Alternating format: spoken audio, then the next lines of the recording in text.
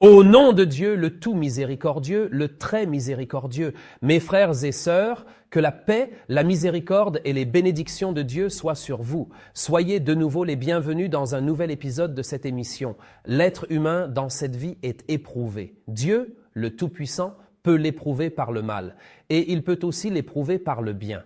Parmi les gens, certains patientent face à l'épreuve, mais ne supportent pas lorsque Dieu leur accorde ses bienfaits. D'autres remercient Dieu pour ses bienfaits, mais lorsque l'épreuve les frappe, ils ne la supportent pas. Les gens sont différents. Parfois, l'homme est éprouvé ainsi. Nous vous éprouverons par le mal et le bien à titre de tentation, et c'est vers nous que vous serez ramenés.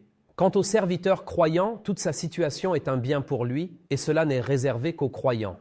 S'il lui arrive un bonheur, il remercie, et c'est un bien pour lui. S'il lui arrive un malheur, il patiente, et c'est un bien pour lui. Le prophète, paix et salut sur lui, raconte l'histoire de 3 hommes à une époque ancienne que Dieu, le Très-Haut, a éprouvés, chacun par une épreuve différente. Le premier a été atteint de la lèpre, le second a été éprouvé par la perte de ses cheveux, il était chauve, et le troisième était aveugle, Dieu lui avait retiré la vue.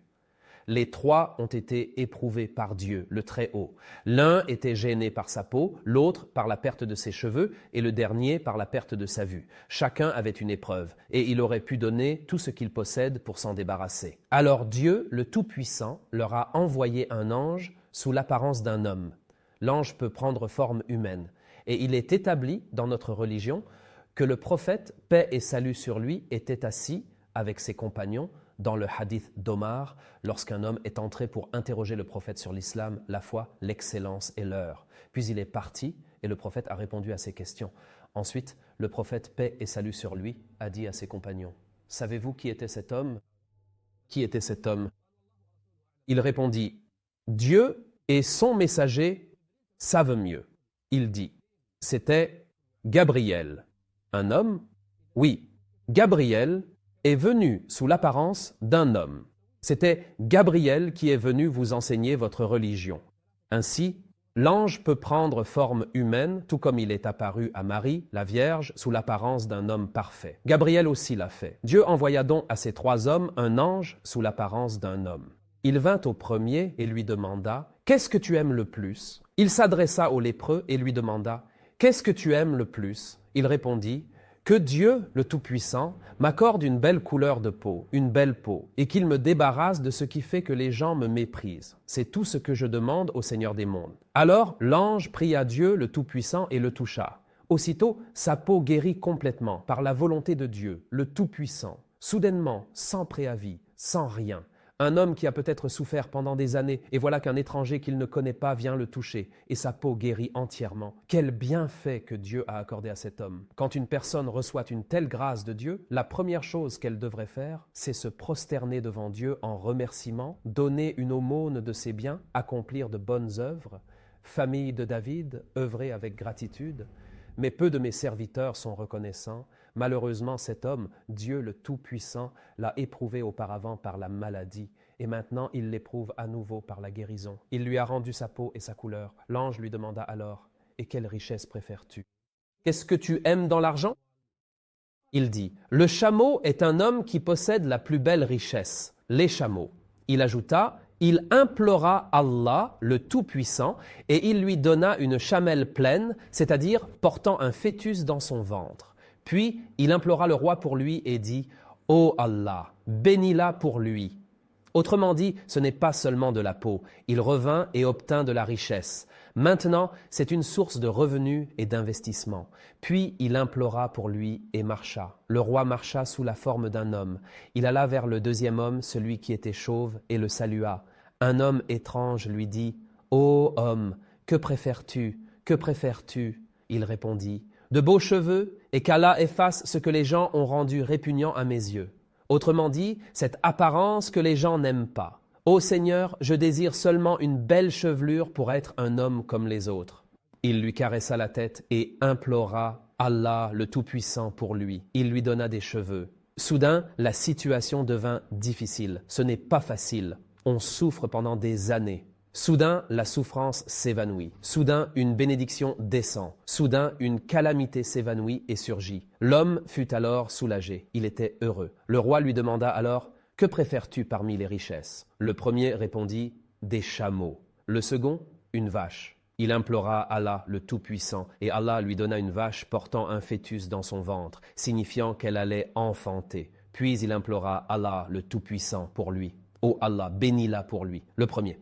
Regarde la bénédiction que le deuxième reçut. Regarde la bénédiction que le troisième reçut. Maintenant, c'est au tour du troisième. Il dit « Je lui ai rendu visite. » Le roi était aveugle et aveugle. Il le salua et il lui rendit son salut. Il dit « Que désires-tu le plus ?» Il dit « Qu'Allah me rende la vue afin que je puisse voir les gens, afin que je puisse voir, mais pas avec quoi que ce soit, perdre des deux yeux. » Et quiconque Allah Tout-Puissant éprouve avec ses deux bien-aimés, c'est-à-dire ses yeux, et qu'il soit patient, Allah le récompensera avec eux au paradis. C'est un hadith authentique. Allah dit « Quiconque j'éprouve avec ses deux bien-aimés et qu'il soit patient, Allah le récompensera avec eux au paradis. » Cet homme dit « Père de l'œil, je veux juste voir comme les gens voient. » Alors, il s'essuya les yeux et ils redevinrent comme avant. Regarde la bénédiction. C'est une épreuve d'Allah Tout-Puissant. Il dit « Quel genre de richesse préfères-tu? Quel genre de commerce aimes-tu et quel genre de richesse préfères-tu » Le garçon dit « Il implora Allah, le Tout-Puissant, et il lui accorda une brebis pleine dans son ventre. Allah, le Tout-Puissant, le supplia. « Ô Allah, bénis-la pour lui. » Le roi marcha et les laissa pendant des années. Quant au premier, il avait une vallée de chameaux.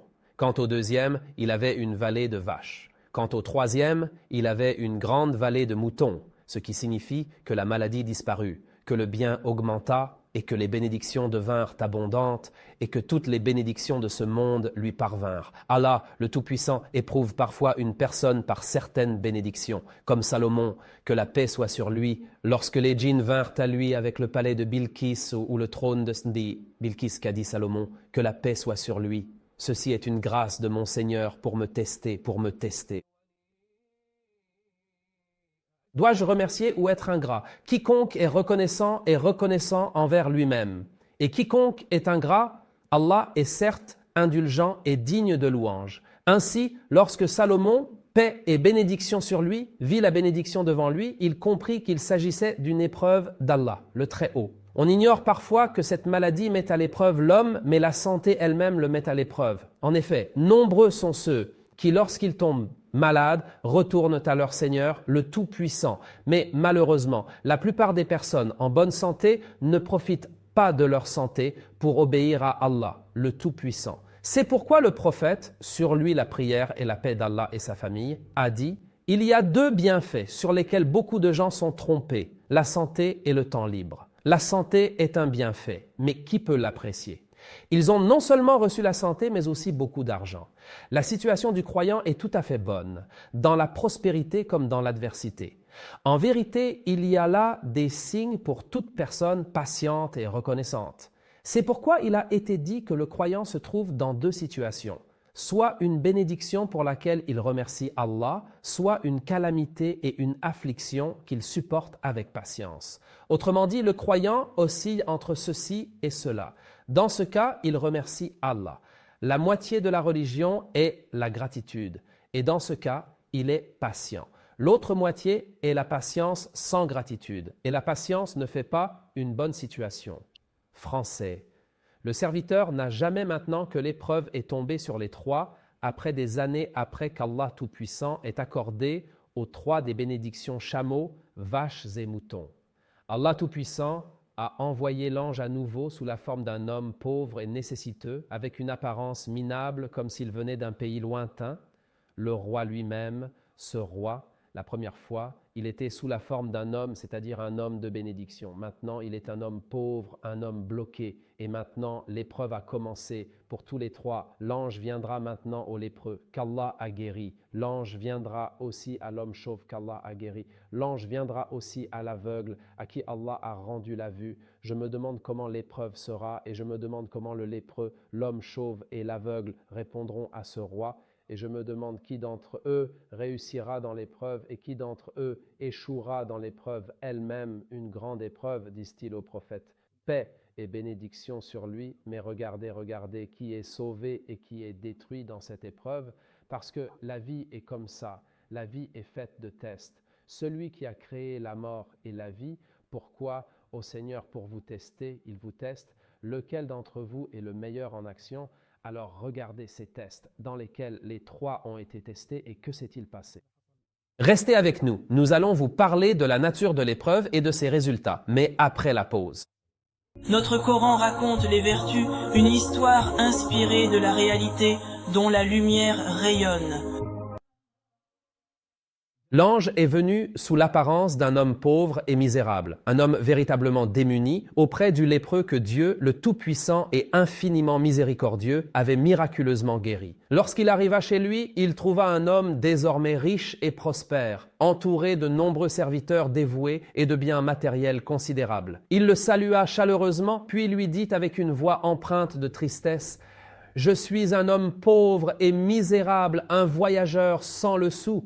Mes moyens se sont malheureusement épuisés pendant mon long et difficile voyage, et je n'ai personne d'autre que Dieu, le Créateur de toutes choses, puis toi, mon cher ami. Je n'ai vraiment personne pour m'aider. Je suis arrivé jusqu'à toi, et il n'y a que toi sur qui je peux compter. » Il lui demanda alors avec une grande humilité: « Je te demande un chameau, un seul petit chameau. Tu as une immense et grande vallée pleine de chameaux. Je veux juste un chameau pour pouvoir poursuivre mon voyage essentiel. » Mais cet homme le repoussa brutalement, ne lui prêta aucune attention, plein d'une arrogance démesurée et d'un orgueil insupportable. Il dit avec mépris: « J'ai beaucoup de responsabilités importantes, beaucoup d'engagements financiers et personnels, alors remets-toi à Dieu et ne me dérange plus. » Il répéta avec insistance: « J'ai beaucoup de responsabilités, tu sais. » L'ange le regarda attentivement et dit avec une expression pensive: « Il me semble que je te connais, n'est-ce pas ?» L'ange voulait lui rappeler son passé douloureux pour qu'il ne s'enorgueillisse pas envers les gens. Peut-être qu'il se ressaisirait et retrouverait son humilité d'antan. Il dit à nouveau: « Il me semble que je te connais, vraiment. » L'homme répondit sèchement: « Non, absolument pas. » Il dit alors avec une voix plus ferme: « N'étais-tu pas lépreux, ne possédant absolument rien, et Dieu t'a guéri miraculeusement et t'a donné tous ces biens, tous ces chameaux que tu possèdes aujourd'hui ?» L'homme répondit avec une grande assurance: « Non, tu te trompes lourdement. Ce sont mes biens personnels. Je les ai hérités de père en fils. Nous sommes une famille de commerçants prospères, une famille riche et respectée. Voyez le mensonge flagrant. Je les ai hérités de père en fils, c'est la vérité. » L'ange dit alors avec une gravité certaine: « Si ce n'est pas comme tu le dis, si tu as menti effrontément, que Dieu te ramène à ce que tu étais auparavant. » L'ange le laissa, l'homme se tut, comme s'il venait de réaliser l'ampleur de son erreur, et l'ange partit, il s'en alla discrètement. Sur qui la malédiction est-elle tombée finalement? Il alla voir l'autre homme, celui qui était chauve. Lorsqu'il arriva chez lui, il lui dit, après l'avoir salué: « Je te demande, par celui qui t'a donné de beaux cheveux, par celui qui t'a accordé cette vallée de vaches, je te demande, car je suis un homme pauvre, mes moyens se sont épuisés pendant mon voyage, je te demande une vache pour poursuivre mon voyage. Tu as une vallée pleine de vaches, donne-moi une seule vache, je t'en supplie par celui qui t'a donné de beaux cheveux. » Il voulait lui rappeler la grâce dont il avait bénéficié. Mais l'homme ne lui prêta aucune attention et répondit: « J'ai beaucoup de responsabilités. Regarde, regarde la manière de faire. Et quant au mendiant, ne le repousse pas. » Mais lui, il a repoussé ce mendiant, il n'a pas reconnu le droit de Dieu, le Tout-Puissant. Tout ce bien que tu possèdes, et tu refuses maintenant de donner une seule vache, mais le cœur noir, malade, le cœur dur, rien n'y fait. Il lui dit: « J'ai beaucoup de responsabilités. » L'ange le regarda et dit: « Il me semble que je te connais. N'étais-tu pas chauve, et les gens te méprisaient, et tu ne possédais rien? Puis Dieu t'a donné de beaux cheveux et t'a accordé la subsistance et la beauté. N'est-ce pas toi? » Il répondit: « Non, non, ceci est mon bien, je l'ai hérité de père en fils. » Exactement la même phrase que le premier, les mêmes paroles. J'ai hérité cela de père en fils. comme certaines personnes qui ne veulent pas admettre que leur père ou leur grand-père n'avait pas grand-chose. Ils veulent montrer aux gens qu'ils sont issus d'une famille qui a hérité de la richesse de génération en génération, alors que peut-être leur père était un simple ouvrier. Peut-être que son père était plus honorable que lui, mais malheureusement, à cause de son amour des apparences, de la vanité, de l'orgueil envers les gens et de l'arrogance envers les créatures de Dieu, il ne veut pas l'admettre. Il dit « Je l'ai hérité de père en fils ». L'ange lui répondit « Si tu mens, que Dieu te ramène à l'état dans lequel tu étais. » Il pria contre lui. Puis l'ange se rendit auprès du troisième homme. Qui était le troisième homme? L'aveugle à qui Dieu avait rendu la vue. Il lui dit « Je te demande, par celui qui t'a rendu la vue, je suis un voyageur. Mes moyens se sont épuisés pendant mon voyage et je n'ai personne d'autre que toi après Dieu. Je te demande une brebis pour me permettre de poursuivre mon voyage. » Cet homme sage et clairvoyant le regarda attentivement et lui dit avec une voix posée « J'étais complètement aveugle et Dieu, dans son infinie bonté, m'a rendu la vue. » Ô homme, regarde attentivement cette vaste vallée verdoyante, pleine de nombreux moutons paisibles. Prends ce que tu désires et laisse ce que tu ne veux pas. Souhaites-tu vraiment les prendre tous? Il les a prises. Regarde comment cet homme, dont le cœur croit en Dieu et se confie en lui, reconnaît la grâce de Dieu sur lui. Lorsqu'on lui a rappelé la bénédiction de la vue, il a dit « Prends tout le troupeau, car la bénédiction de la vue est plus grande que tout cela. » Il a dit « Prends ce que tu veux et laisse ce que tu veux, car Dieu m'a rendu la vue et m'a accordé toute cette subsistance. » Alors l'ange dit au troisième homme « Garde ta richesse, garde tes moutons, je n'en veux rien. Je n'ai été envoyé que pour te mettre, toi et tes deux compagnons, à l'épreuve. Dieu est satisfait de toi et en colère contre tes deux compagnons. » Dieu, le Très-Haut, a fait de ce bas monde une épreuve. Dieu a fait de l'épreuve une épreuve et des bienfaits une épreuve. Dieu, le Tout-Puissant, nous met à l'épreuve afin que, le jour du jugement, il soit clair qui sera sauvé et qui ne le sera pas. Dieu s'est mis en colère contre le lépreux qui l'avait guéri, il s'est mis en colère contre le chauve qui l'avait guéri, mais il a été satisfait de cet aveugle à qui il a rendu la vue, lui qui a créé la mort et la vie.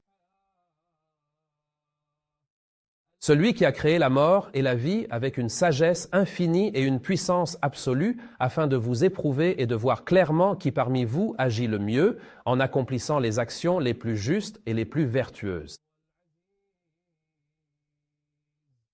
Et il est le Tout-Puissant, le pardonneur. Car certaines personnes, lorsqu'elles sont dans la détresse, se tournent vers Dieu, le Tout-Puissant. Mais dès que les bienfaits leur parviennent, ils oublient leur Seigneur, oublient leur devoir, oublient ce qu'ils doivent. Et lorsque l'homme est touché par un mal, il invoque son Seigneur, se tournant vers lui, puis, lorsqu'il lui accorde une faveur de sa part, il oublie. Il oublie ce pourquoi il invoquait auparavant. Quand les bienfaits lui parviennent, il oublie tout. C'est pourquoi Dieu dit « Il y a là des signes pour tout homme patient et reconnaissant. » Job, Ayoub, que la paix soit sur lui, Dieu l'a éprouvé par la maladie et il a été patient, plein de souvenirs durant toutes ces années. Puis, lorsque Dieu, le Tout-Puissant, l'a guéri, il est resté reconnaissant, adorateur de son Seigneur, repentant envers Dieu pour le reste de sa vie. Ainsi est le croyant. Dans la maladie, il patiente, se souvient de Dieu et accepte son décret. Dans la prospérité, lorsqu'il reçoit des bienfaits, il se rappelle le droit de Dieu sur lui. Othman ibn Affan était un homme riche et fortuné, mais il savait que cette richesse était une épreuve de la part de Dieu, le Très-Haut. Combien de fois le prophète, que la paix et la bénédiction soient sur lui et sa famille, demandait-il de l'argent à ses compagnons? Le premier à faire un don était Othman ibn Affan. Il ne s'en souciait pas. Il savait que cette richesse était une tentation, une épreuve, que cette richesse, Dieu, le Tout-Puissant, nous l'a prêtée, puis il la reprend. Ni le lépreux, ni le chauve n'ont compris cela, mais l'aveugle, lui, l'a compris. Abu Bakr as-Siddiq, Dieu lui a donné de l'argent et il l'a tout donné en aumône pour le messager de Dieu. Le prophète lui dit « Ô Abu Bakr, qu'as-tu laissé à ta famille ?» Il répondit « Je leur ai laissé Dieu et son messager. » Omar arriva avec la moitié de sa fortune, la moitié de ses biens. Le prophète lui demanda « Qu'as-tu laissé à ta famille, ô Omar ?» Il répondit « Je leur ai laissé la moitié de ma fortune. » Car les gens de foi ne s'inquiètent pas. Dépense, ô Bilal, et ne crains pas la pauvreté de la part du maître du trône. Les croyants, lorsqu'un pauvre vient à eux, lorsqu'un nécessiteux leur demande, ils savent que l'aumône ne diminue pas la richesse et que cet argent que j'ai n'est pas le mien. Donnez-leur de l'argent de Dieu qu'il vous a donné. C'est l'argent de Dieu que nous leur donnons, ce ne sont pas nos biens ni nos richesses. Ce sont les biens de Dieu, le Tout-Puissant, qu'il a placés entre nos mains.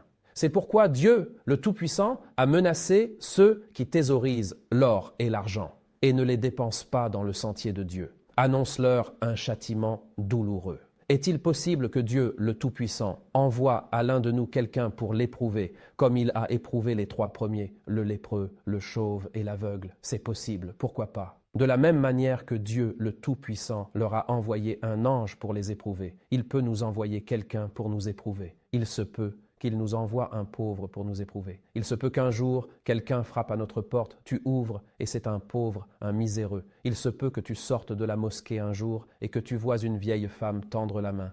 Souviens-toi d'un jour où tu ne possédais rien. Qui t'a donné tout cela?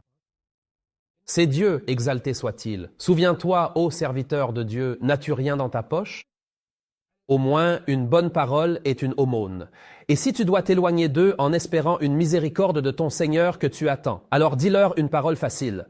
Si tu n'as rien à donner en argent à dépenser ou à offrir aux pauvres et aux nécessiteux, au moins une bonne parole. Préserve-toi du feu, ne serait-ce qu'avec la moitié d'une date. Et si tu ne trouves rien, alors avec une bonne parole. Une bonne parole est une aumône. Cet homme à qui Dieu a donné la vue n'a pas dit « Prends une brebis, prends ce que tu veux » et laisse ce que tu veux, car il sait que Dieu, le Tout-Puissant, lui a accordé toute cette richesse sans force ni pouvoir de sa part. Cette histoire que Dieu, le Tout-Puissant, a mentionnée et que le prophète, paix et bénédiction sur lui, a rapportée par révélation de Dieu à son messager, contient de nombreuses leçons.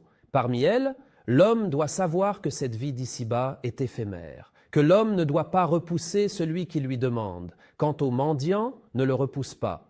Que l'homme doit savoir que Dieu, le Tout-Puissant, exauce l'invocation si elle vient d'un cœur sincère. Et il y a encore beaucoup d'autres leçons et bénéfices. Que l'homme surveille son Seigneur, le Tout-Puissant, et sache que remercier les bienfaits les préserve, tandis que les renier les fait disparaître. Nous vous retrouverons, si Dieu le veut, dans un prochain épisode. Je vous confie à Dieu. Que la paix, la miséricorde et la bénédiction de Dieu soient sur vous.